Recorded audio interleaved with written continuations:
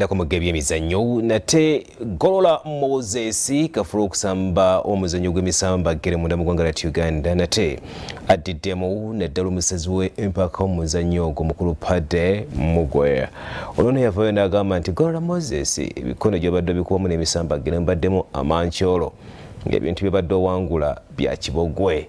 Ono golabalamula ennwana zino Pade Mugoya abasinga bamanyirira muzeeyi Chansi aludde ngalamula ennwana z'ensambagere naddala ennwana eza Golola Moses of Uganda zazzaalwana kumpi alamuddeko ebitundu 7 ku buli 100 wabula bwe yali ku TVM wano mu ggwanga Uganda yavaayo n'ategeeza nti Golola talina lulwana lwonna lwe yali awangudde mu mazima ekyanyiza Golola n'amuggulako omusango ku poliisi ogw'okutattana erinnya lye ng'abakulembeze b'omuzannyo gw'ensambagere basinkanye olunaku olwaleero okusala entotto balabe nga National Council of Sports ebaddiza certificate. Mugoya yeetondedde Golola Moses of Uganda mu lwatu.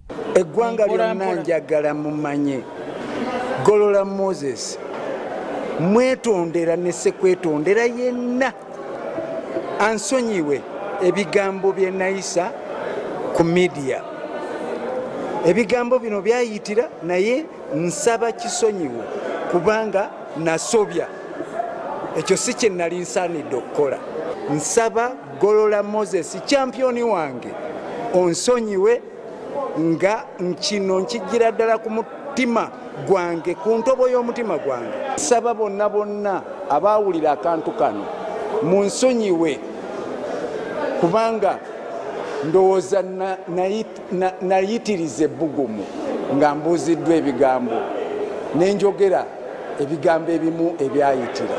Muzeeyi wange mukulu wange kulifali waffe nambeemu okusaba kwasabye okusonyiwa muzeeyi musonyiye era n'omusango gwe nawo waba ku poliisi ngenda kugujjayo mu bwangu ddala oluva wano era muzeeyi musonyiye.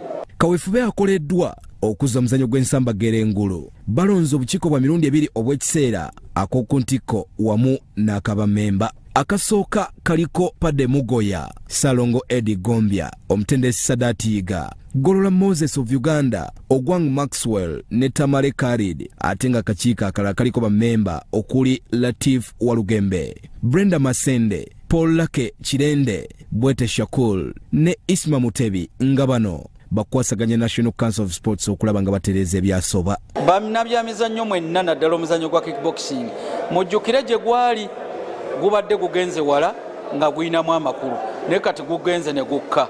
Mujjeewo entalo bino mbibakubiriza bannabyamizannyo mwenna ndala mu kickboxing mujjeewo entalo buli muntu yeetondere munne ebyasoba. Latifu Walugembe ategeezezza nti entandikwa n'omulamwa birungi kyokka mulimu ebirumira ebyetaaga okutereeza.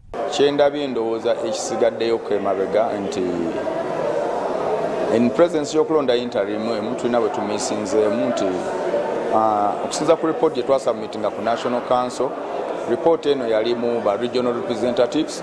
Of course tebabadde wano. Secondly, the regions, the club coaches regionally have not been represented kubanga already that report is there.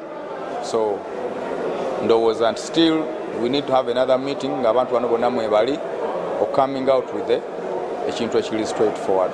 Ye champion Golola Moses of Uganda ne Difri Pade Mugoya basanyukidde ekikoleddwa olunaku olwaleero.